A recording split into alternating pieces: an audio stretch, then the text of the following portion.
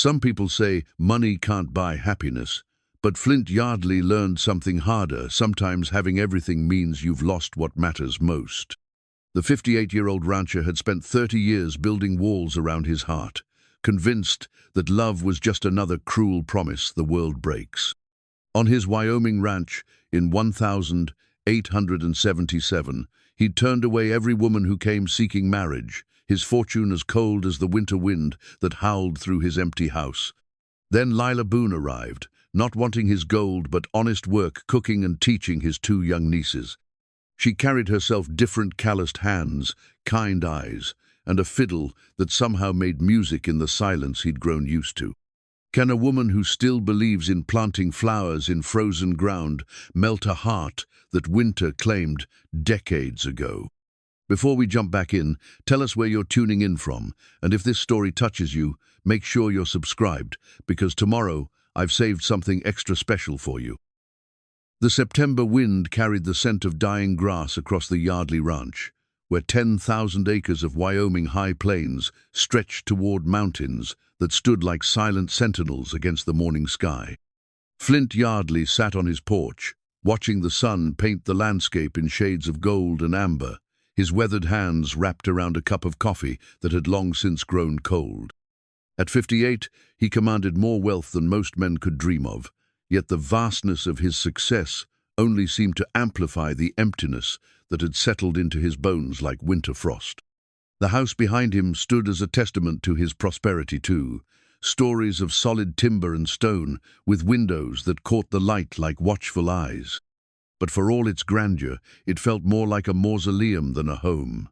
The silence within those walls had grown so thick over the years that even the grandfather clock in the hallway seemed to tick with reluctance, as if time itself had grown weary of marking moments in a place where life had forgotten how to flourish. In his vest pocket, nestled against his heart, lay a tarnished silver locket that he'd carried for 30 years. Inside, a faded photograph of a young woman with gentle eyes and a kind smile, his mother, captured in the only moment of tenderness he could remember from his childhood. She'd left when he was 12, abandoning him to a father who measured love in acres owned and cattle branded. The locket was all that remained of her, a cold reminder of how easily love could walk away when the burden of staying grew too heavy. Flint's fingers found the locket now, tracing its worn edges as he had countless times before.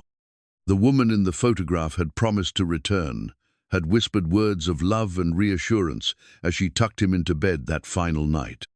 By morning, she was gone, leaving only the scent of lavender on her pillow, and a boy who would grow into a man convinced that love was nothing more than a pretty lie, told to make the leaving hurt less. The sound of approaching hoofbeats drew his attention to the dusty road that wound through his property like a brown ribbon. A modest wagon came into view, driven by a woman whose posture spoke of determination despite the humble nature of her transportation. As she drew closer, Flint could see she was perhaps in her late 30s, with auburn hair pinned back in a practical style and a traveling dress that had seen better days but was clean and carefully mended. This would be Lila Boone, the woman who'd answered his advertisement for a cook and tutor. Unlike the parade of marriage-minded women who'd come before her, Miss Boone had been refreshingly direct in her correspondence. She sought employment, not a husband, and had the credentials to prove her worth years of teaching in a Kansas schoolhouse and references that spoke of her patience with children and skill in managing a household. As she brought the wagon to a stop before the main house, Flint remained seated, observing her with the same careful attention he'd give to evaluating livestock. She moved with economy of motion, securing the reins and gathering her belongings with practiced efficiency. When she turned to face him, her eyes were the color of spring water, clear and direct, meeting his gaze without the coy flutter he'd come to expect from women seeking his attention. "Mr. Yardley," she said, her voice carrying the hint of an Eastern accent, softened by years of prairie living. "I'm Lila Boone. I believe you're expecting me." From somewhere within the house came the sound of running feet, and 2 young girls burst through the front door like startled deer.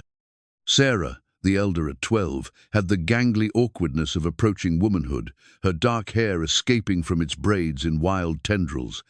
Emma, barely 8, clung to her sister's skirt with the wide-eyed wariness of a child who'd learned too early that the world could be unpredictable and harsh. These were his brother's daughters, orphaned 6 months ago, when fever had claimed both their parents within a week of each other. Flint had taken them in out of duty rather than affection, unsure how to navigate the treacherous waters of childhood grief and need. They moved through his house like ghosts, speaking in whispers and startling at sudden sounds, their presence a constant reminder of his inadequacy in matters of the heart. "Girls," he said, his voice gentler than his usual gruff tone, "this is Miss Boone. She'll be cooking for us and helping with your lessons." Lila knelt to bring herself to their eye level, a gesture that seemed as natural as breathing. "Sarah and Emma," she said, somehow knowing which girl was which. "I'm so pleased to meet you both. I've brought some books I think you might enjoy, and I make the finest apple dumplings this side of the Mississippi." Emma took a tentative step forward, drawn by the warmth in Lila's voice. "Are you going to stay?" she asked, her words barely above a whisper. The question hung in the air like morning mist, loaded with the weight of too many departures and disappointments. Flint watched as Lila's expression softened, understanding passing between woman and child in the wordless way that spoke of shared experience with loss. "I'm planning to stay for a good long while," Lila said, reaching out to gently touch Emma's cheek. "Long enough to teach you to read chapter books and help you both grow into the fine young ladies I can already see you're becoming." Something shifted in the girls' demeanor, a loosening of the rigid posture they'd maintained since their parents' death. Sarah stepped forward, her chin lifted with a dignity that reminded Flint painfully of his brother. "We can show you to your room," Sarah offered. "It's small, but it has a window that faces the sunrise." As the three females disappeared into the house, their voices creating a melody of conversation that hadn't been heard within those walls for longer than Flint cared to remember, he found himself alone, with thoughts that had been carefully buried beneath years of routine and emotional discipline. The ranch hands would be gathering for the evening meal soon, expecting the usual fare of beans and hardtack that had sustained them through the long months since their last cook had departed. But tonight, he suspected, would be different.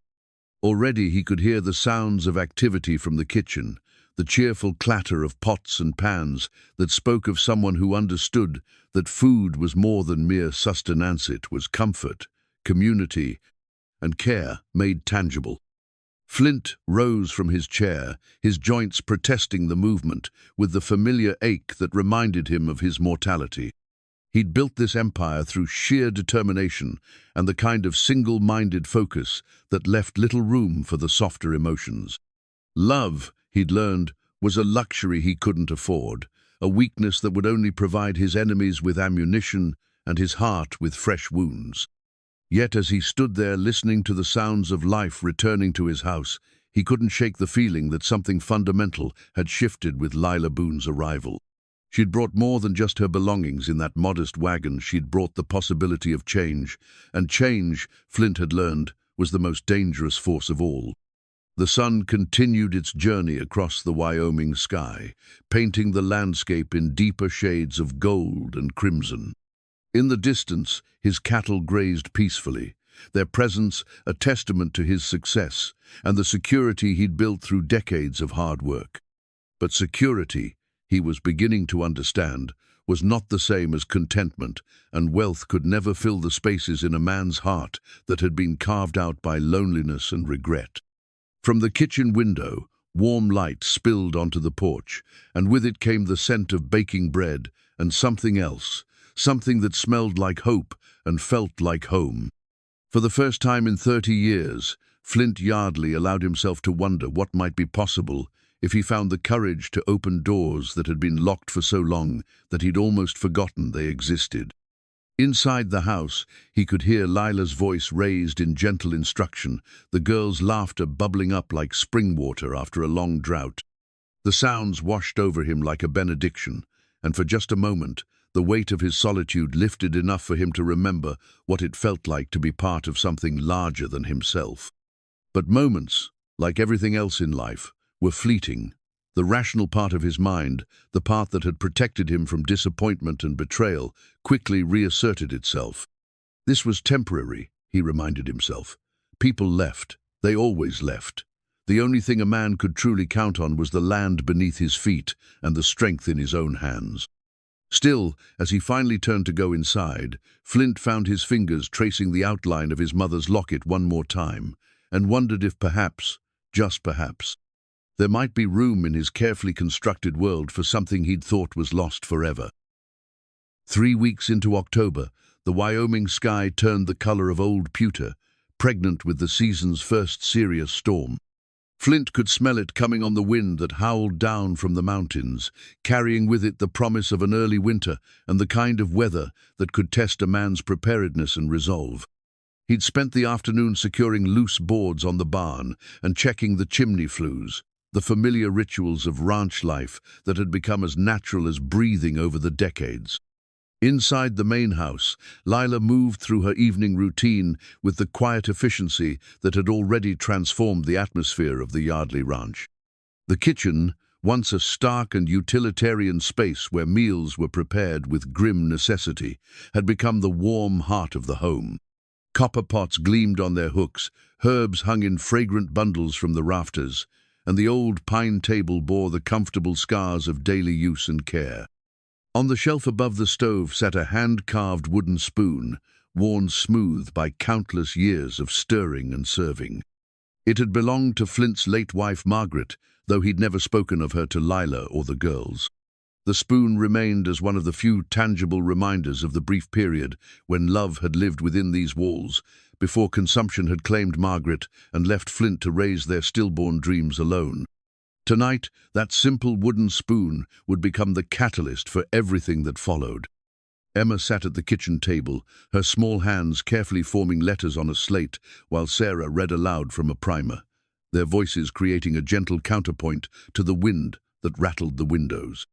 Lila hummed softly as she worked, preparing a stew that filled the air with the rich scents of beef and vegetables, herbs and promise. "Miss Lila," Emma said, looking up from her letters, "will you play your fiddle tonight?" "After supper, little one," Lila replied, pausing to smooth the child's hair, "but only if you finish practicing your alphabet."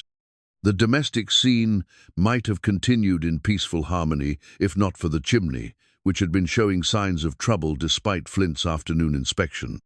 A sudden gust of wind drove smoke back down the flue, sending grey tendrils curling into the kitchen like ghostly fingers. Lila noticed immediately, moving quickly to open windows and wave away the smoke with her apron. "Girls, step outside for a moment," she instructed calmly, though Flint, watching from the parlor doorway, could see the concern in her eyes. What happened next unfolded with the terrible inevitability of a nightmare. A burning ember, carried down by the wayward smoke, landed on the cloth that covered the basket of kindling beside the stove. The dry wood caught instantly, flames spreading with hungry efficiency to the curtains at the kitchen window. "Fire!" Sarah screamed, her voice cutting through the storm's howl like a blade. Lila didn't hesitate.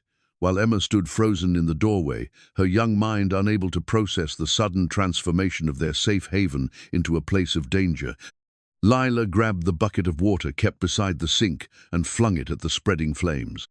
The water barely slowed the fire's advance, and she quickly realized that the kitchen-there sanctuary was about to become an inferno. "Sarah, take Emma and get as far from the house as you can," Lila commanded, her voice steady despite the chaos erupting around them. "Find your uncle and the men." But even as she spoke, Lila was moving deeper into the burning kitchen, not away from it. The wooden spoon, Margaret's spoon, lay directly in the path of the advancing flames. Without thinking, she lunged forward, her hand closing around the worn handle just as a burning curtain fell where she'd been standing moments before. The smoke was thick now, filling her lungs and making her eyes stream. But Lila had seen something else in those crucial seconds, a leather-bound recipe book that had belonged to Margaret, sitting on the shelf near the window.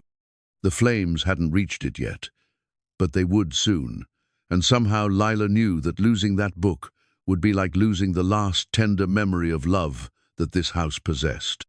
She grabbed the book, clutching it against her chest along with the wooden spoon, just as Flint burst through the kitchen door. His face was a mask of controlled terror, the kind of expression worn by a man who'd lost too much already and couldn't bear to lose more. "Get out!" he roared, but Lila was already moving toward him, her arms full of salvaged memories and her dress singed by flying sparks. Together they stumbled from the burning kitchen into the main room, where the girls waited with tear-streaked faces and the ranch hands worked frantically with buckets and wet blankets to contain the spread of flames. The storm that had caused the disaster now became their salvation, as driving rain began to fall in earnest, helping to douse the fire before it could claim the entire house.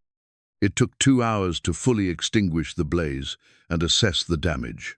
The kitchen was a ruin of charred wood and melted metal, the walls blackened and the windows blown out by the heat. But the rest of the house remained intact, saved by Lila's quick thinking and the men's swift response. As the immediate crisis passed and the ranch hands began the work of cleanup, Flint found himself standing in the ruined kitchen, staring at the wooden spoon and recipe book that Lila had risked her life to save. She stood beside him, soot-streaked and exhausted, her practical traveling dress now bearing the battle scars of her courage. "Why?" he asked, his voice rough with emotions he couldn't name. "Why did you go back for these?" Lila looked down at the items in her hands, understanding their significance in a way that surprised him. "Because some things are worth saving," she said simply. "Because love leaves traces, and those traces matter, especially when the love itself is gone." She handed him the wooden spoon, and as his fingers closed around the familiar handle, Flint felt something crack inside his chest. Margaret had used this spoon to stir soup for him when he was sick, to serve cake on his birthday, to feed their neighbors' children when their mother was laid up with a broken leg. It was such a simple thing, yet it held within its worn wood the memory of every act of care and kindness that had once made this house a home. "She must have been something special," Lila said softly, "the woman who owned these." Flint couldn't speak past the tightness in his throat. In 30 years, no one had ever acknowledged Margaret's existence, let alone her importance. The grief he'd buried beneath layers of work and responsibility threatened to overwhelm him, but beneath the grief was something else: gratitude. Gratitude that someone had seen fit to preserve what little remained of the love he'd once known. She was, he managed finally. She was everything good in this place. The girls had been hovering nearby, and now they approached cautiously, their eyes wide as they took in the destruction of their newly beloved kitchen. Emma reached for Lila's hand, seeking comfort in the face of chaos. "Will we have to leave?" Sarah asked, her voice small and frightened. Flint looked around at the wreckage, calculating the cost of rebuilding and the time it would take to restore what had been lost. But when his gaze fell on Lila, standing there with his nieces pressed against her sides and Margaret's treasures safe in her arms, he realized that the most important things hadn't been lost at all. They'd been preserved, protected, saved by a woman who understood that sometimes the smallest gestures carried the greatest meaning. "No," he said, his voice growing stronger with conviction. "We're not leaving. We're going to rebuild, and we're going to make it better than it was before." As if to seal his promise, the storm began to clear, and the first tentative rays of moonlight broke through the clouds, illuminating the faces of the small family that had somehow formed itself around the ashes of disaster. In that moment, Flint understood that what he'd witnessed wasn't just Lila's courage in the face of danger, it was her commitment to something larger than herself, her willingness to fight for the preservation of love and memory and hope. For the first time in 30 years, Flint Yardley felt the first small stirrings of something he'd thought was dead and buried. It wasn't love or not yet, but it was the possibility of love, and that was more than he'd dared hope for in longer than he cared to remember. In the days following the fire, the Yardley ranch took on the purposeful energy of rebuilding. Flint had wasted no time in ordering supplies from town and organizing his men to begin the work of restoration, but it was Lila who transformed the process from mere reconstruction into something approaching resurrection. She'd established a temporary kitchen in the barn, hanging pots from the rafters and creating a cooking area that somehow felt more welcoming than the original had ever been. On the makeshift table where she now conducted the girls' lessons sat a worn primer book, its pages softened by countless small hands, and its binding held together with careful stitches. The book had belonged to Emma and Sarah's mother, and Lila had discovered it among their few possessions, recognizing its value not just as an educational tool, but as a bridge between past and present, between loss and hope. Today, we're going to learn about compound words. Lila announced as the morning light filtered through the barn's open doors. Can anyone tell me what happens when we put sun and flower together? Emma's hand shot up with the enthusiasm that had gradually replaced her earlier timidity. Sunflower, like the ones that grow tall as a person. That's exactly right, Lila said, her smile warming the autumn air. And what about fire and place? Fireplace, Sarah added. Then her expression grew thoughtful. But we don't have one anymore, do we? The question hung in the air, heavy with the weight of all they'd lost in the flames. But Lila, with the wisdom that comes from understanding that children need both truth and hope, leaned forward conspiratorially. Not yet, she said, but your uncle is planning to build the finest fireplace this side of the Rocky Mountains. I heard him telling the carpenter that it should be big enough to warm the whole house and beautiful enough to make visitors stop and stare. From the shadows near the barn door, Flint listened to this exchange with a mixture of surprise and something that might have been pleasure. He had indeed spoken to the carpenter about an improved fireplace, but he couldn't remember mentioning anything about beauty. Yet somehow, Lila had intuited his desire to create something worthy of the home they were building, not just a house, but a place where love might take root and flourish. The sound of her fiddle had become as much a part of the evening routine as the setting sun. Each night, after the supper dishes were cleared and the girls had completed their lessons, Lila would take out the battered instrument and fill the barn with melodies that seemed to speak directly to the soul. She played folk songs and hymns, dance tunes and lullabies, each selection chosen with the same care she brought to every aspect of her work. Tonight, as the first stars appeared in the clear autumn sky, she played a waltz that Flint recognized from his youth-apiece his mother had hummed while she worked in their small kitchen, back in the days when love had seemed as natural and essential as breathing. The melody carried him back across the years to a time before disappointment had taught him to guard his heart, before loss had convinced him that caring was just another word for suffering. That's a beautiful song, Sarah said as the last notes faded into the darkness. What's it called? Home Sweet Home, Lila replied, carefully placing the fiddle in its case. My grandmother used to play it every evening when I was about your age. She said music was the language of the heart, and that playing it was like sending messages to the people you loved, even when they were far away. Emma, drowsy from the long day and the soothing music, leaned against Lila's shoulder. Are you sending messages now? The question was innocent enough, but it struck something deep within Lila's chest. She thought of her own family, scattered by time and distance, of the parents who died when she was barely older than Sarah, of the dreams she'd carried west and the compromises she'd made along the way. I suppose I am, she said softly. I'm telling them that I've found a place where I'm needed, where I can make a difference. I'm telling them that sometimes home isn't where you're born, sometimes it's where you choose to bloom. Later, after the girls had been tucked into their makeshift beds in the guest room and the ranch hands had settled into their quarters, Flint found himself unable to sleep. The business of the day had occupied his hands and his mind, but now, in the quiet darkness, thoughts he'd been avoiding demanded attention. He'd noticed things about Lila in the weeks since her arrival, small things that spoke to her character and her care.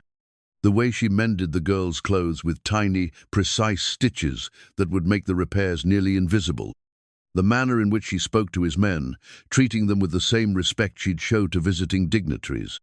The patience she displayed when Emma struggled with her letters, never showing frustration or disappointment, only gentle encouragement. But it was more than her competence or kindness that unsettled him. It was the way she moved through his house, their house, he corrected himself, as if she belonged there.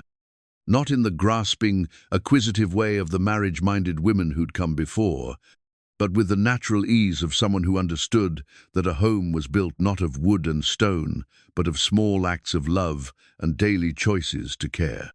From his window, he could see the light still burning in the barn, where Lila had created their temporary sanctuary. She would be preparing for tomorrow's lessons, or perhaps working on one of the small sewing projects she always seemed to have in hand. The sight of that light, steady and warm against the darkness, created an ache in his chest that he couldn't quite name.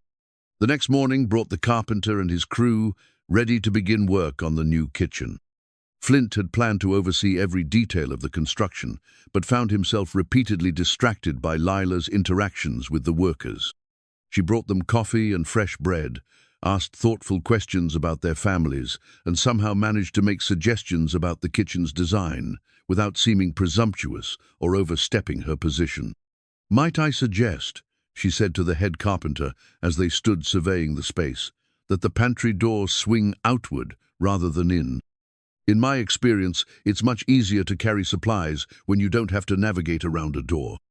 The carpenter, a grizzled man named Henderson who'd been building houses for 30 years, nodded thoughtfully. "That's smart thinking, miss. Wish more folks considered the practical side of things." As Flint watched this exchange, he realized that Lila wasn't just rebuilding his kitchen, she was reimagining it, making it better than it had been before. And perhaps, he thought with a mixture of hope and terror, she was doing the same thing to his life. The work progressed steadily through the following weeks, and with it came a gradual transformation that extended far beyond the physical structure of the house.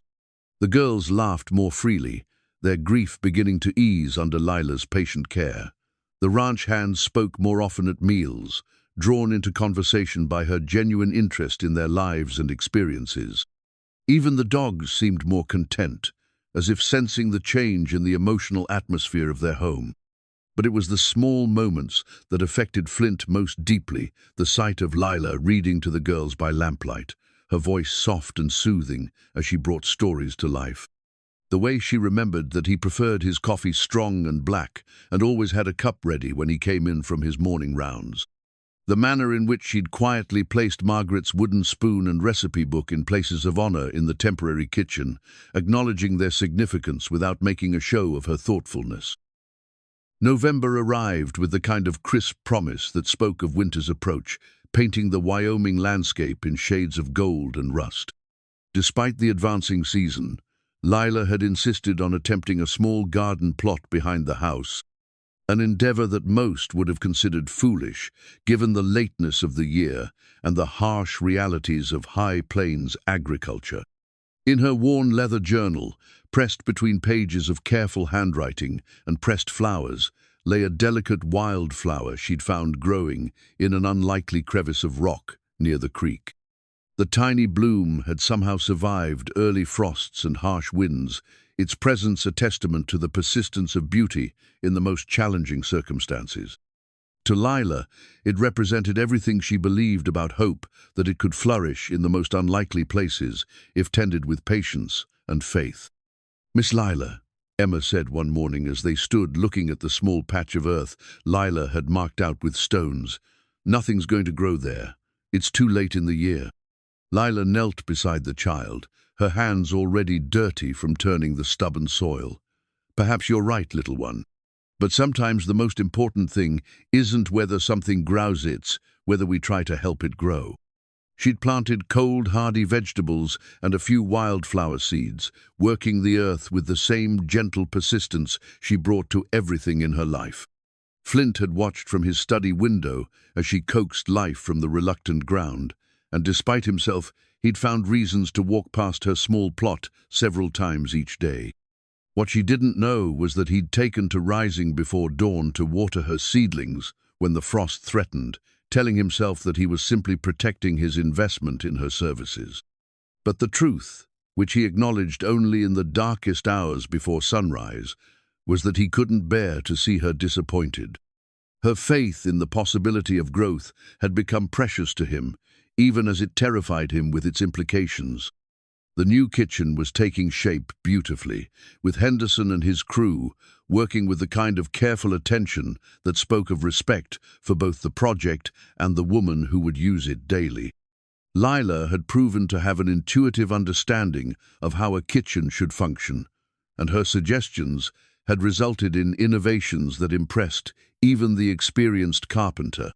"Never seen a kitchen laid out quite like this," Henderson commented one afternoon as he installed the custom shelving Lila had requested.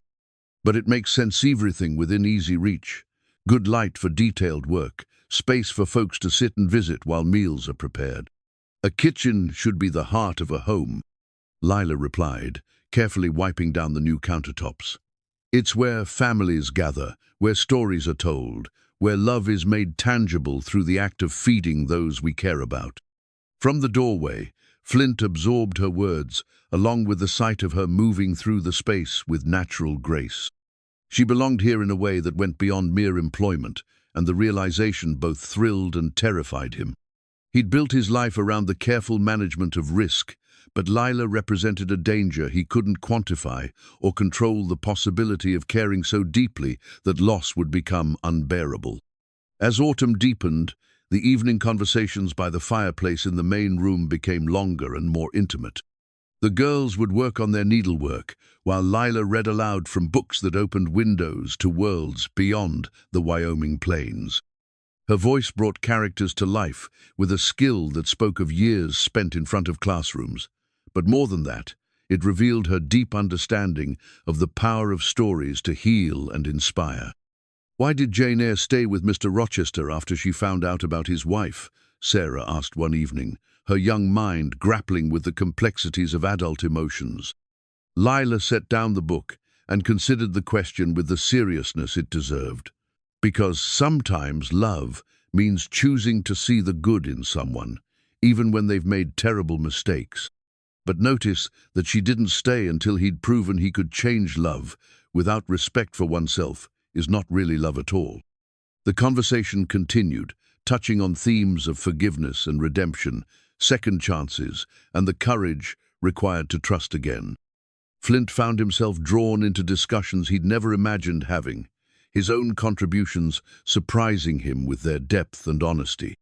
It was during one of these evening talks that Lila first spoke of her own past, sharing stories of her childhood in Pennsylvania and her decision to come west after her parents' death. She painted pictures with her words of a small farm where her grandmother had taught her to cook and garden, of the one-room schoolhouse where she'd first discovered her love of teaching, of the dreams that had carried her across a continent in search of purpose and belonging. "I always imagined I'd have children of my own someday," she said quietly, her needle moving steadily through the fabric she was mending. "But life doesn't always unfold according to our plans. Sometimes we find our purpose in unexpected places, caring for children who need us, even if they didn't start as ours." Her words hung in the air like a blessing and a promise, and Flint felt something shift in his understanding of what family could mean. The girls had bloomed under her care in ways that went far beyond academic learning. They laughed more freely, asked questions without fear, and had begun to display the kind of confidence that comes from knowing you are valued and loved. But it was the small gestures that moved him most, the way Lila braided wildflowers into Emma's hair, teaching her that beauty could be found and created even in simple things. The patience she showed when Sarah struggled with difficult concepts, never making the girl feel inadequate or slow. The stories she told at bedtime, tales of brave princesses and wise queens who solved problems with intelligence and kindness rather than force. One evening in late November, as the first serious snow began to fall, Flint found Lila standing at the kitchen window, watching the white flakes dance in the lamplight. Her expression was peaceful but touched with something that might have been melancholy. "Missing home?" he asked, surprising himself by speaking the question aloud. She turned to him with that direct gaze that had marked their first meeting, her green eyes reflecting the warm light of the kitchen. "This is home now," she said simply. "I suppose I was just thinking about how strange life can be. How the things we think will break us sometimes turn out to be the things that remake us into who we were meant to become." Standing there in the kitchen she'd helped design, surrounded by the warmth and life she'd brought to his house, Flint understood that she was speaking not just about her own journey, but about his as well. The fire that had seemed like such a disaster had actually been the catalyst for something he'd never dared hope, for the possibility of building not just a better house, but a better life. Outside, the snow continued to fall, blanketing the world in pristine white, and promising a winter that would test their resolve and their growing bonds. But inside, in the warm circle of light and love that Lila had created, Flint felt the stirrings of something he'd thought was dead forever: hope, for a future that included not just survival, but joy. December brought the kind of snow that transforms the world into something crystalline and otherworldly, each flake adding to a blanket that muffled sound and softened the harsh edges of the Wyoming landscape. The new kitchen was finally complete, warm and welcoming with its large windows and efficient design. But it was the shortage of available hands that would test the true measure of Lila Boone's character. 3 of Flint's regular ranch hands had departed for winter work closer to town, leaving the remaining crew stretched thin, just as the cattle needed extra care and attention. The animals required daily feeding, their water sources had to be kept from freezing, and the constant threat of predators meant vigilance was essential, even in the harshest weather.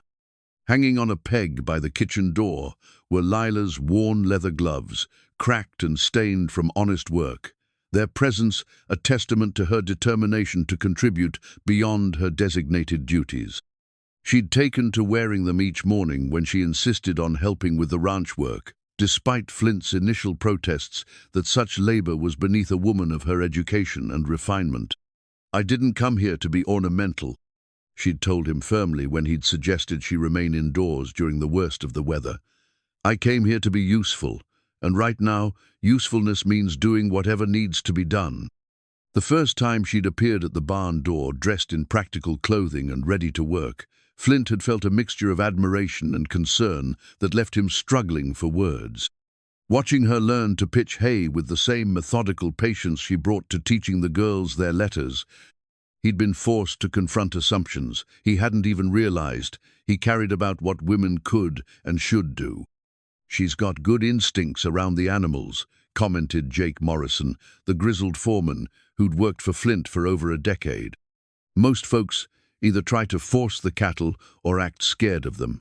She treats them like what they are, big, simple creatures that respond to calm confidence." Indeed, Lila had proven surprisingly adept at ranch work, approaching each new task with the same thoughtful observation she applied to everything else. She learned to read the weather signs that indicated when storms were coming, to recognize the subtle changes in animal behavior that suggested illness or distress, and to move through the work with an economy of motion that spoke of growing competence. But it was the evenings that revealed the true depth of the changes taking place within the Yardley household. With the completion of the new kitchen, their temporary barn arrangement had ended, and the family had settled into routines that felt both new and timeless. After supper, while the girls worked on their lessons at the kitchen table, Lila and Flint often found themselves in conversation that ranged far beyond the practical matters of running a ranch. "Tell me about your brother," Lila said one evening as she worked on her mending by the fire. "Sarah has his eyes, and Emma has his stubborn streak." The request caught Flint off guard, not because it was inappropriate, but because no one had asked him about Thomas in the months since the funeral. People offered condolences and moved on, assuming that grief was something to be endured rather than shared. "Thomas was everything I wasn't," Flint said slowly, surprising himself with his willingness to speak. "Warm where I was cold, trusting where I was suspicious, hopeful where I had learned to expect disappointment. He believed in the goodness of people right up until the fever took him." "And you think that made him weak?" Lila's question was gentle but direct, her needle never pausing in its steady rhythm. "I think it made him happy," Flint admitted, the words feeling strange and rusty in his mouth. "Which might be the same thing as strong, though I'm only beginning to understand that now." The conversation had continued late into the evening, touching on themes of loss and resilience, the different ways people protected themselves from pain, and the courage required to remain open to love despite the certainty of eventual loss. For the first time in decades, Flint found himself speaking honestly about his fears and regrets, drawn out by Lila's gift for listening without judgment. It was during the second week of December that the incident occurred, which would mark a turning point in their relationship. Lila had been helping to move a small herd of cattle to a more sheltered pasture when one of the younger bulls, spooked by a coyote's distant howl, charged toward Emma, who had been playing near the fence. Without hesitation, Lila threw herself between the child and the animal, using her body as a shield, while shouting commands in a voice that cut through the bull's panic like a whip crack. The beast veered away at the last moment, but not before knocking Lila to the ground with enough force to drive the breath from her lungs and leave her gasping in the frozen dirt. Flint reached them within seconds, his heart hammering with a terror that reminded him viscerally of every loss he'd ever endured.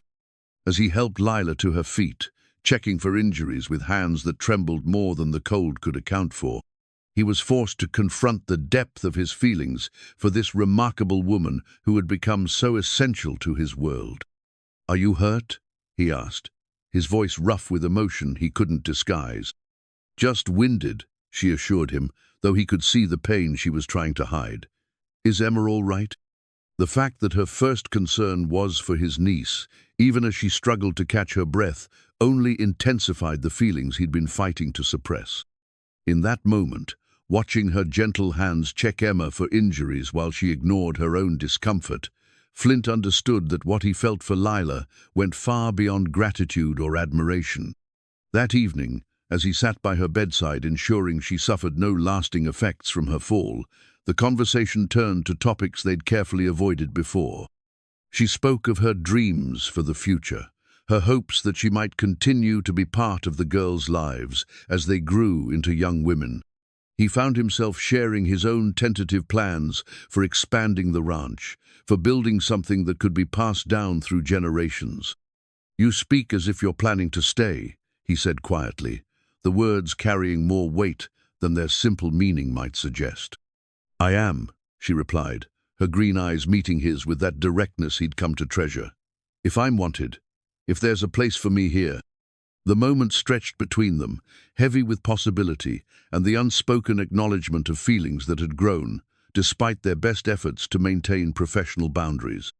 Outside, the wind howled across the plains with the voice of winter, but inside, in the warm circle of lamplight, something fragile and precious was taking root.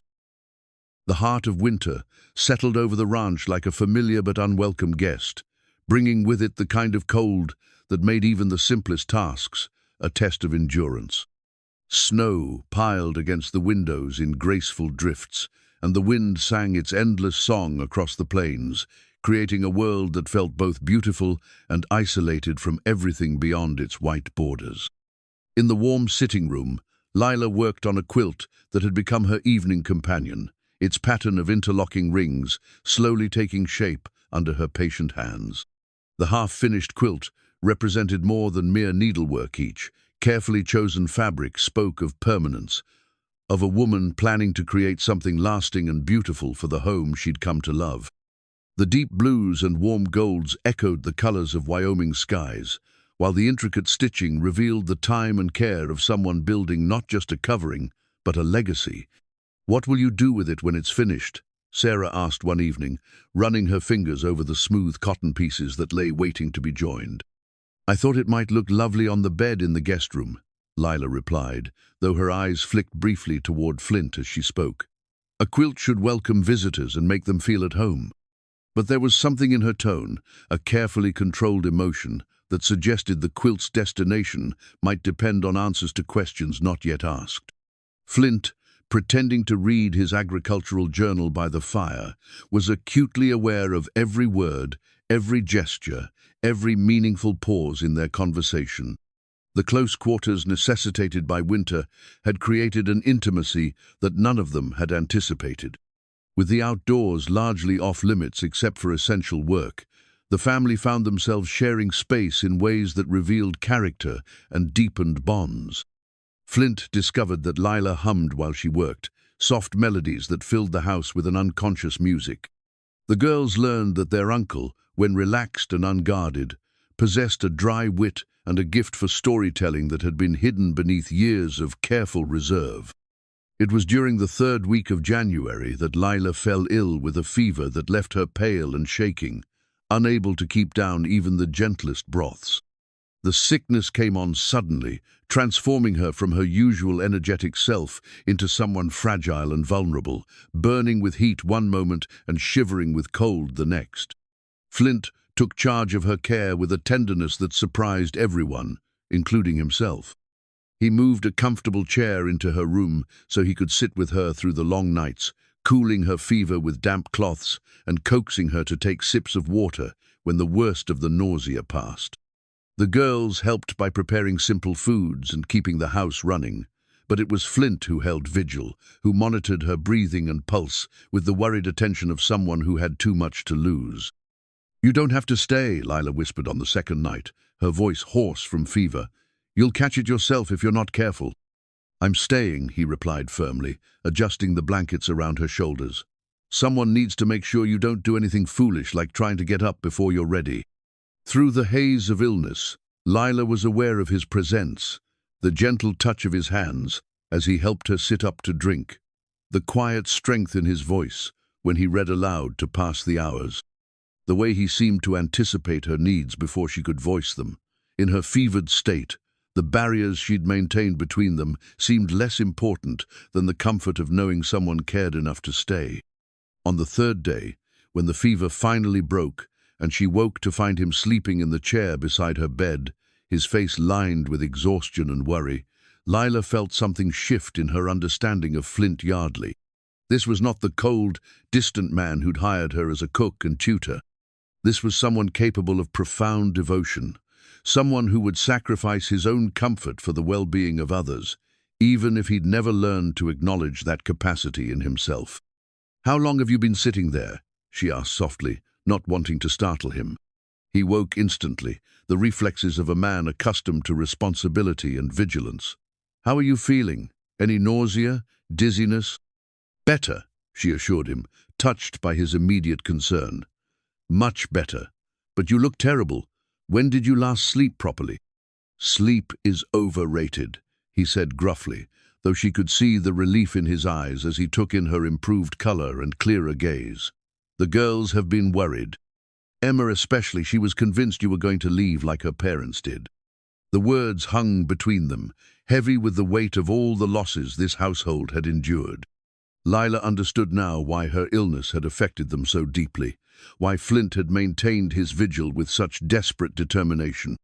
They'd all learned to associate sickness with departure, care with eventual abandonment. "I'm not going anywhere," she said firmly, reaching out to touch his hand. "It will take more than a winter fever to drive me away from this place." As she recovered her strength over the following days, the routine of the household slowly returned to normal, but something fundamental had changed. The crisis had stripped away pretenses and revealed truths that could no longer be ignored. Flint's care during her illness had been that of a man protecting something precious, and Lila's response had been that of a woman who understood and valued his devotion. The girls, too, had been affected by the experience. They'd seen their uncle's capacity for tenderness, had witnessed the depth of attachment that existed between the adults who'd become the anchors of their world. Emma, in particular, seemed to blossom with the security of knowing that the people she loved were not as fragile or temporary as she'd feared. "Uncle Flint," she said one evening as they gathered around the fire, "are you going to marry Miss Lila?" The question fell into the warm room like a stone into still water, creating ripples that touched every corner of their carefully constructed life. Flint felt his throat constrict, while Lila's needles stilled in her work, both adults suddenly aware that their feelings had become transparent to eyes made wise by loss. "That's not a decision for little girls to worry about," Flint said finally, his voice gentler than his words might suggest. "But we wouldn't have to worry," Emma persisted with the logic of childhood, "if we knew you were going to stay together always." Later, after the girls had been tucked into bed and the house had settled into nighttime quiet, Flint and Lila found themselves alone by the dying fire, the weight of unspoken feelings heavy between them. The quilt lay folded on Lila's lap, its half-finished pattern a testament to hopes and dreams that no longer seemed impossible. February arrived with the kind of bitter cold that made the very air seem to crack with frost. But inside the Yardley house, warmth had taken root in ways that went far beyond the efficient heating of the new fireplace.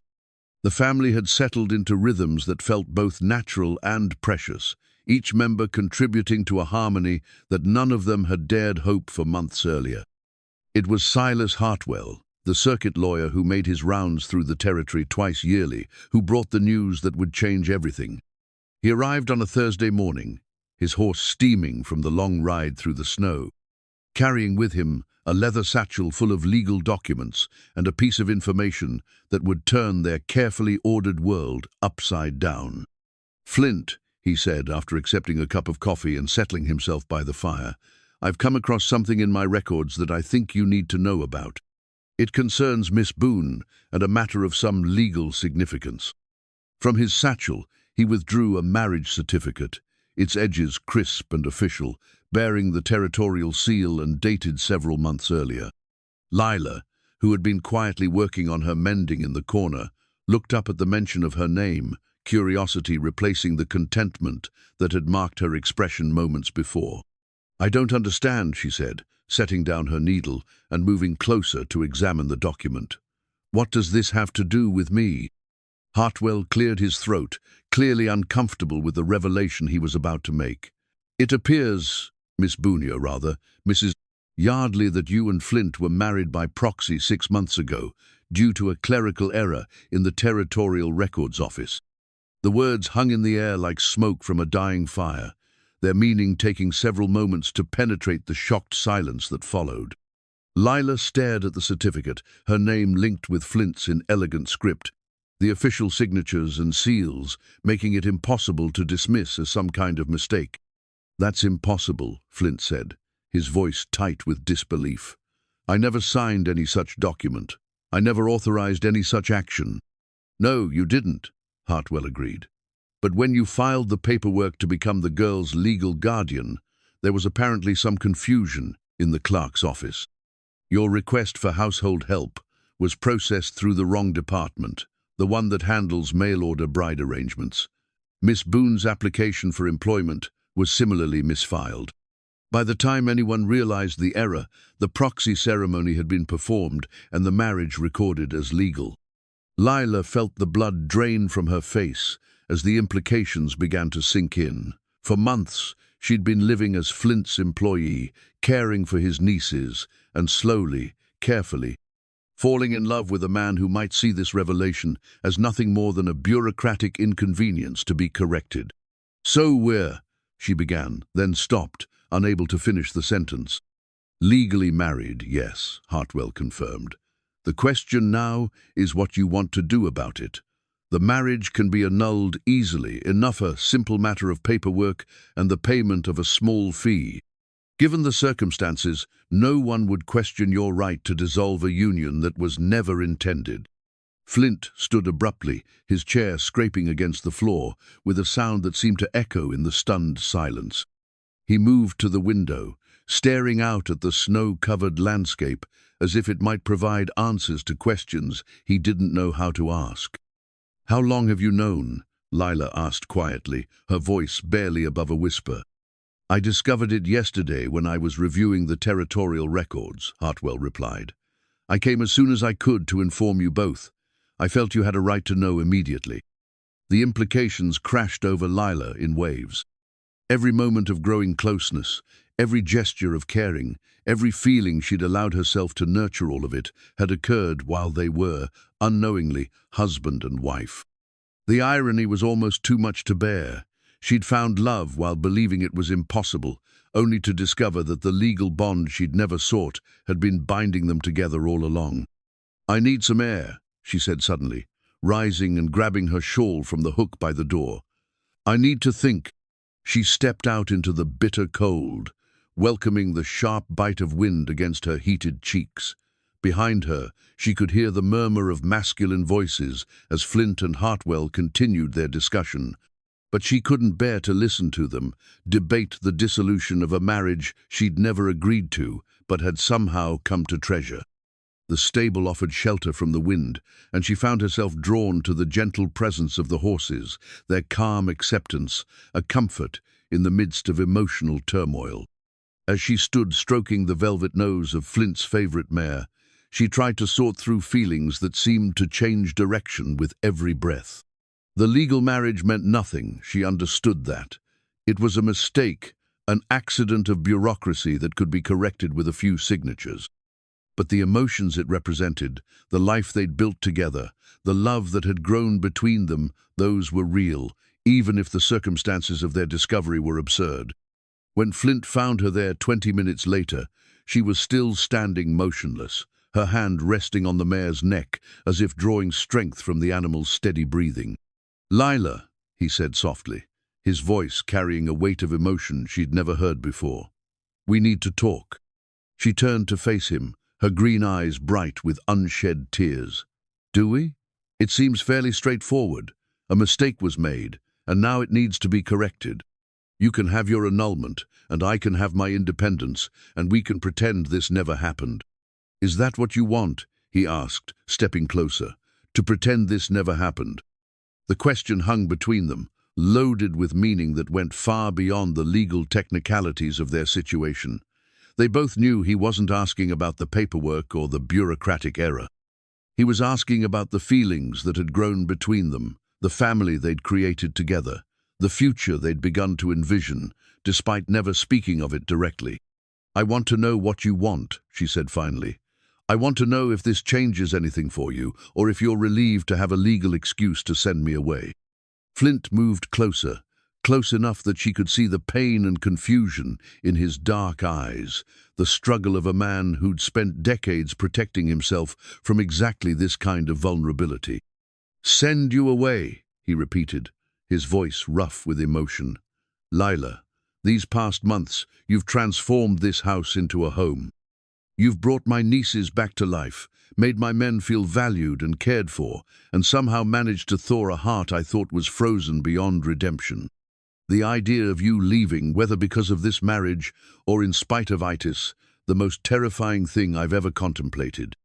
The words hung in the air between them, honest and raw, and more revealing than any declaration of love could have been.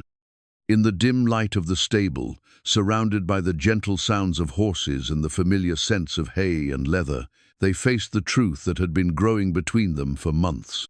"But marriage," Lila said softly, "real marriage, not this accidental legal bond that's something that should be chosen, not stumbled into through clerical error." "Then let's choose it," Flint said, his voice growing stronger with conviction. "Let's take this mistake and make it into something real, something we want. Marry me, Lila. Not because some clerk filed papers incorrectly, but because I love you, and I want to spend whatever years I have left making sure you never regret saying yes."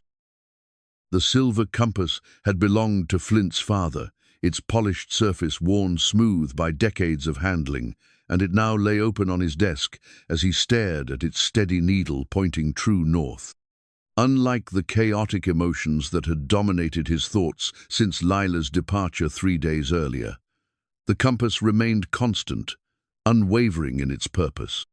He'd carried it through years of building his ranch empire, always knowing his direction, always certain of his destination. Now, for the first time in his adult life, Flint Yardley felt completely lost. Lila had left the morning after Hartwell's revelation, despite Flint's desperate proposal in the stable. Her response had been gentle but firm. She needed time away from the ranch, away from him, to determine whether her feelings were real or simply the product of proximity and circumstance. She'd kissed his cheek with a tenderness that nearly broke his resolve, whispered that she would return within a week with her answer, and climbed into the lawyer's wagon without looking back. "She'll come back, Uncle Flint," Emma had said with the confident certainty of childhood. But even her unwavering faith couldn't ease the ache in his chest or quiet the voice in his head that reminded him of every person who'd walked away from him over the years. The house felt hollow without her presence, despite the best efforts of the girls and the ranch hands to maintain their usual routines. Meals were adequate but joyless. Evenings stretched endlessly without the sound of her fiddle or the gentle murmur of her voice reading aloud. And the half-finished quilt that remained folded on her chair served as a constant reminder of dreams that might never reach completion. Flint had spent 3 sleepless nights wrestling with demons he'd thought were long buried. The fear of abandonment that had shaped every relationship since his mother's departure rose up with fresh intensity, whispering that he'd been a fool to expose his heart to another woman who would inevitably choose to leave. But beneath the fear lay something stronger, a growing understanding that love without risk was not really love at all, and that the courage to be vulnerable was perhaps the most important strength a man could possess. On the morning of the 4th day, Jake Morrison found him in the stable, mechanically grooming his horse with movements that spoke more of nervous energy than any real purpose. "Boss," the foreman said carefully, "might be time to head into town. Word is Miss Lila's been staying with Preacher Williams and his wife, and folks are starting to talk." The suggestion hit Flint like a physical blow. He'd been so focused on his own torment that he hadn't considered how Lila's sudden departure might be perceived by the community. A woman leaving her employer's house without explanation, especially given the unusual closeness their small family had displayed, would inevitably fuel gossip and speculation that could damage her reputation irreparably. "What kind of talk?" he asked, though he dreaded the answer. "Nothing malicious, mind you," Jake assured him quickly, "but you know how it is in a small community. People see a man and woman living under the same roof with children. They start making assumptions. And when one of them suddenly leaves," he shrugged, letting the implications speak for themselves. The realization that his own emotional paralysis might be causing Lila social difficulties galvanized Flint into action. Whatever his fears about her ultimate decision, he couldn't allow her to suffer consequences for a situation that was largely of his making. She'd left to protect her own heart and his, not to become the subject of small-town speculation. "Saddle my best horse," he told Jake, "and tell the girls I'll be back before nightfall, one way or another."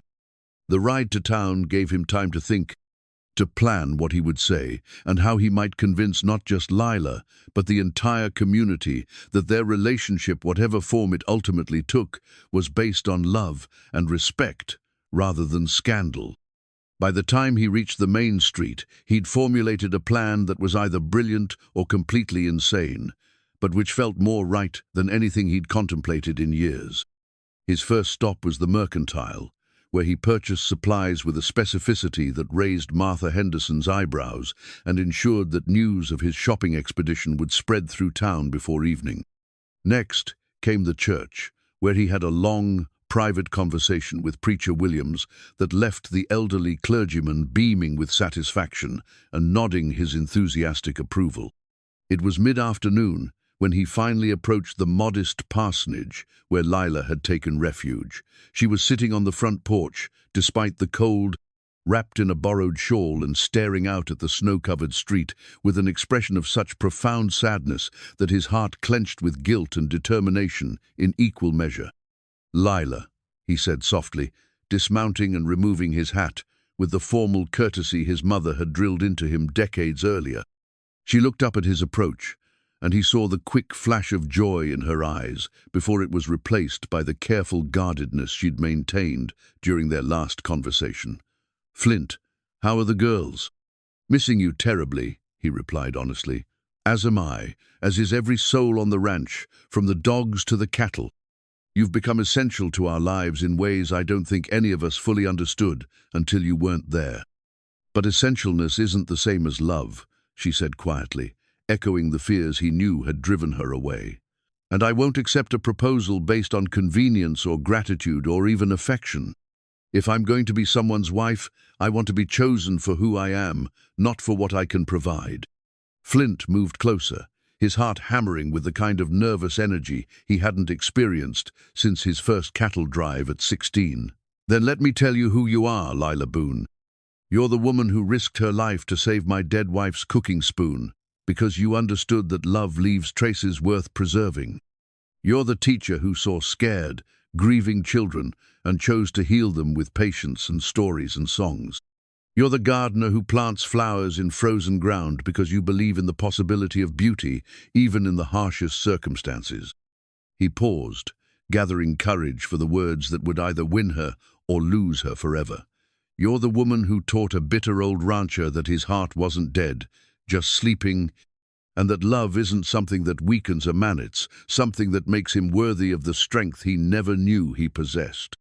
Tears had begun to track down her cheeks, but she remained silent, waiting for him to continue. "I've spent 30 years believing that loving someone meant giving them the power to destroy you," he went on. "But you've shown me that the real destruction comes from refusing to love at all, from building walls so high and thick that nothing beautiful can ever take root inside them. I don't want to live that way anymore, Lila. I want to choose love, even knowing it might end in loss. I want to choose you, not because of any legal document or social expectation, but because my life without you isn't really living at all." From his vest pocket, he withdrew a small velvet box that contained the rings he'd commissioned from the town's jeweler, that morning simple gold bands that spoke of permanence and commitment rather than ostentation or wealth. "Will you marry me?" he asked, dropping to one knee on the frozen porch boards. "Not because we're already legally bound, but because I love you and want to spend whatever years I have left proving that you made the right choice in saying yes." The moment stretched between them, heavy with possibility and the weight of decisions that would shape the rest of their lives. Around them, the town went about its business, but in the small sphere of their attention, nothing existed except the question he'd asked and the answer that would determine their future. When Lila finally spoke, her voice was steady, despite the tears that continued to fall. "Yes," she said simply. "Yes, because I love you too, and because I'm tired of being afraid of happiness. Yes, because the girls need a complete family and we need each other. Yes, because some mistakes turn out to be the best things that ever happened to us." As he slipped the ring onto her finger and rose to kiss her properly for the first time, Flint felt the compass in his vest pocket against his heart, its needle finally pointing toward a destination he was ready to reach. The town square had never seen anything quite like it. What had begun as Flint Yardley's private declaration of love had transformed, through the mysterious alchemy of small-town enthusiasm, into a celebration that seemed to involve every soul within a 50-mile radius. News of the engagement had spread with the speed of wildfire, and by evening, the entire community had gathered to witness what many were calling the most romantic proposal in territorial history. Lanterns hung from every available post and tree branch, their warm light creating pools of gold against the February snow. Tables groaned under the weight of food brought by neighbors who'd appeared as if summoned by some invisible signal, steaming pots of stew, fresh-baked bread, pies that filled the air with the scents of apple and cinnamon, and jugs of hard cider that had appeared from mysterious sources despite the late hour. In the center of it all stood Flint and Lila, her hand resting in the crook of his arm, as if it had always belonged there, both of them somewhat overwhelmed by the outpouring of affection from people they'd come to think of as merely neighbors rather than family. The simple gold wedding ring sets that Flint had commissioned gleamed on their joined hands, catching the lantern light and reflecting it back like small promises of forever. "I've never seen anything like it," whispered Mrs. Henderson to her husband, dabbing at her eyes with a handkerchief that had seen considerable use throughout the evening. "That man spent so many years pushing people away, and now, look at them, they can't get enough of celebrating his happiness." Indeed, the transformation in community perception had been remarkable. Flint, once viewed as the wealthy but distant rancher who kept to himself and trusted no one, was suddenly seen as a man who'd been worthy of love all along. merely waiting for the right woman to help him remember how to show it. Lila, initially regarded with the polite suspicion reserved for outsiders, had become the woman who'd worked a miracle, melting the ice around the most guarded heart in 3 counties. "Speech!" called out Tom Bradley, the blacksmith whose own wife had been among Lila's first allies in town. "Let's hear from the happy couple." The crowd took up the call, their voices creating a warm chorus of encouragement and affection. Flint felt his throat tighten with emotions he'd spent decades suppressing, the overwhelming realization that these people genuinely cared about his happiness, hitting him with unexpected force. "I'm not much for speeches," he began, his voice carrying clearly across the gathered crowd. "Most of you know I'm better with cattle than I am with words. But I suppose there are times when a man needs to find the right words, whether he's comfortable with them or not." He looked down at Lila, drawing strength from her, encouraging smile, and the steady pressure of her hand on his arm. "6 months ago, I thought I had everything a man could want. I had land, livestock, money in the bank, and a house that kept the weather out. What I didn't have was a home, and I didn't even know the difference." The crowd had grown quiet, sensing the genuine emotion in his words. Even the children had stopped their playing to listen, somehow understanding that they were witnessing something important. "Lila Boone came to my ranch looking for honest work, not a husband. She brought with her calloused hands a worn fiddle, and a heart big enough to embrace 2 frightened little girls and 1 stubborn old rancher who'd forgotten how to hope for anything beyond mere survival." His voice grew stronger. Warmed by the truth, he was finally speaking aloud. "She taught my nieces to read and write, but more than that, she taught them to laugh again. She cooked meals that nourished our bodies, but more than that, she created a space where we could nourish our souls." He paused, looking out at the faces illuminated by lantern light neighbors who'd watched him struggle through years of self-imposed isolation, who'd respected his privacy even as they'd worried about his loneliness. "Love, I've learned, isn't something that weakens a man. It's something that makes him stronger, braver, more willing to take risks for something bigger than himself. Lila didn't just agree to marry me tonight. She agreed to take a chance on building something beautiful together, something that will outlast both of us, and maybe, if we're very lucky, inspire others to believe in the possibility of second chances." He raised his glass of cider, his eyes never leaving Lila's face. "To my bride, to be who planted flowers in frozen ground and somehow made them bloom, to new beginnings and the courage to love without reservations, and to all of you who've made this the finest evening of my entire life." The toast was echoed by dozens of voices, glasses raised in tribute to love discovered and embraced despite the odds. As the celebration continued around them, Flint and Lila found themselves at the center of something larger than their individual happiness. They'd become symbols of hope for a community that understood the value of perseverance, the importance of family, and the transformative power of love that arrives when least expected but most needed. The evening air filled with music as someone produced a fiddle and others joined in with harmonicas and guitars, the melodies weaving together into a soundtrack for joy that would echo in memory long after the lanterns were extinguished and the crowd dispersed to their homes. 3 weeks later, the Yardley ranch wore the quiet beauty of early spring, with patches of earth beginning to show through the retreating snow and the first brave shoots of green pushing through the soil in Lila's garden. The morning sun streamed through the windows of the new kitchen, illuminating preparations for what would be the most intimate and meaningful wedding the territory had seen in years. On the mantelpiece sat a family portrait, still damp from the photographer's chemicals, capturing the moment when 4 separate souls had officially become one family. The image showed Flint in his best suit, his usual stern expression softened by unmistakable contentment, while Lila stood beside him in a simple but elegant dress of deep blue silk. Sarah and Emma flanked them, the girls radiant in matching dresses that Lila had sewn by lamplight during the weeks leading up to the ceremony. The wedding itself had been planned with careful attention to what mattered most, not grandeur or expense, but the presence of those who had supported their journey from isolation to love. The ceremony would take place in the main room of the house, surrounded by the things that had become symbols of their shared life. Margaret's wooden spoon in its place of honor, the completed quilt now gracing the sofa, and the primer book that had taught the girls to read and write their way into a new future.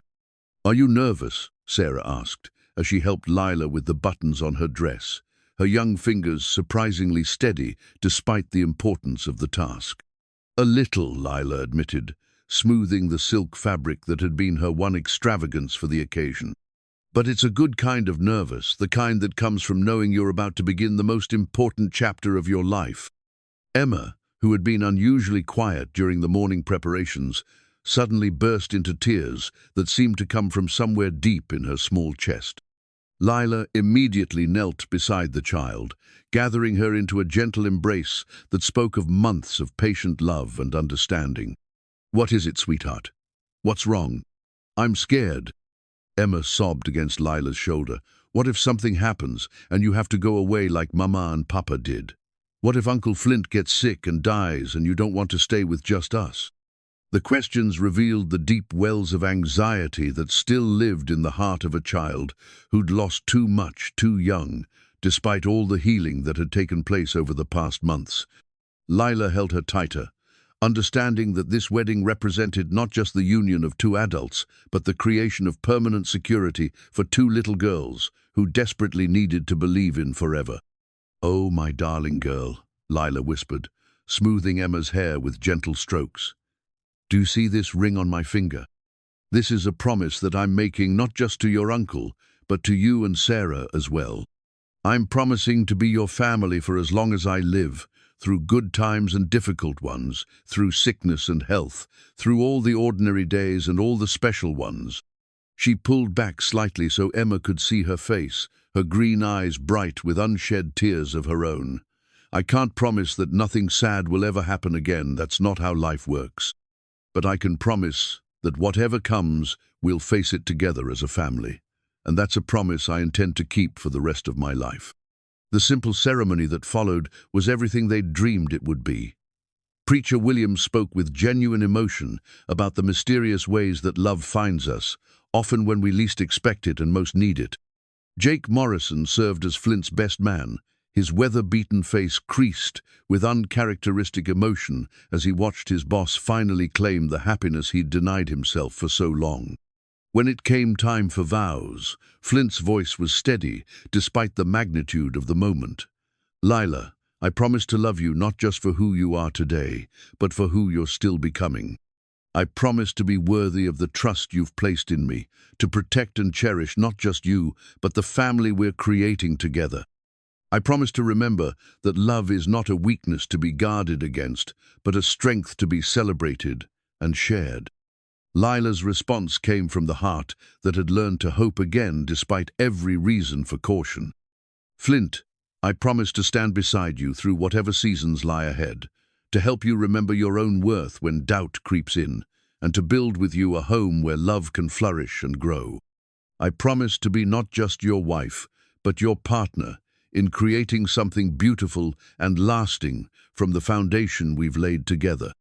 As they exchanged rings and sealed their promises with a kiss that spoke of new beginnings and hard-won happiness, the small gathering erupted in applause and tears, celebrating not just a wedding but the triumph of love over fear, hope over despair, and family over loneliness.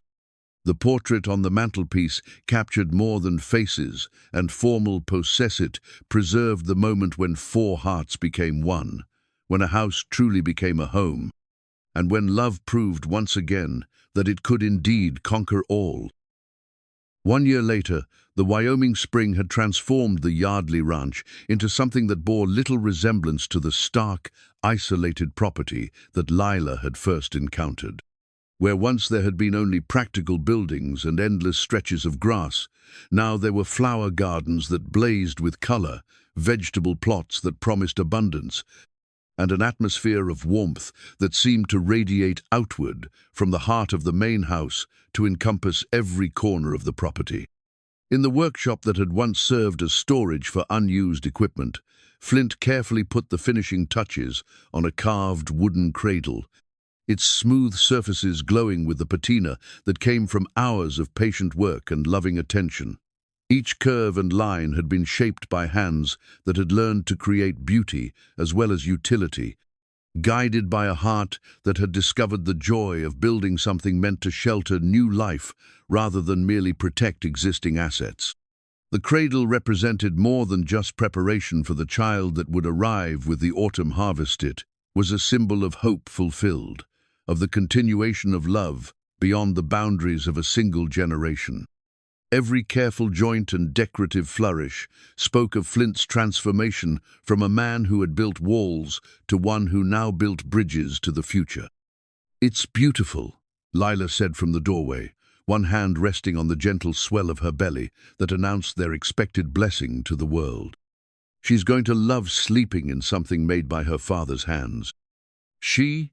Flint asked, looking up from his work with a smile that had become as natural as breathing over the past year. "What makes you so certain we're having a daughter?" "The same instinct that told me you were worth the risk of loving," Lila replied, moving to stand beside him and running her fingers over the cradle's smooth surface. "Women's intuition, some might call it.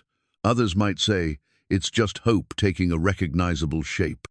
The year of their marriage had brought changes that neither of them had dared to imagine during those first tentative months of courtship.